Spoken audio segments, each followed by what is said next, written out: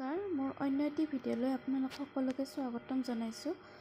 আহক আজি সকলোৱে চাওঁ ভেন্দি কেনেকৈ কুৰকুৰীয়াকৈ ভাজিব পাৰি, মানে ভেন্দি পকৰা টাইপ। এয়া ভেন্দিকেইটা মই ধুনীয়াকৈ কাটি লৈছোঁ, মাজেদি ফালি ফালি লৈছোঁ, নিমখ সানি লৈছোঁ। লগতে বেচনত 2 চামুচ চুজি মিহলি কৰি লৈছোঁ। তাতে নিমখ, হালধি গুড়ি এচিকুট, জলকীয়া গুড়ি এচিকুট আৰু লগতে ধনিয়া জিৰা গুড়ি এচিকুট দি লৈছোঁ আৰু এইখিনি ধুনীয়াকৈ এটা বেটাৰ বনাই লৈছোঁ। পানী মিহলি কৰি, বহুত পাতলো বনোৱা নাই, বহুত ডাঠো বনোৱা নাই। তাৰপাছত অকণমান সময় এইখিনি ঢাকি থ'লোঁ।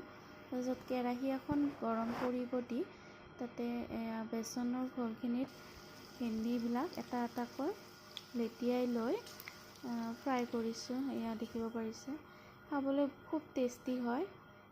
আপোনালোক সকলোৱে বনাই খাব, কেনেকুৱা পাই জনাব।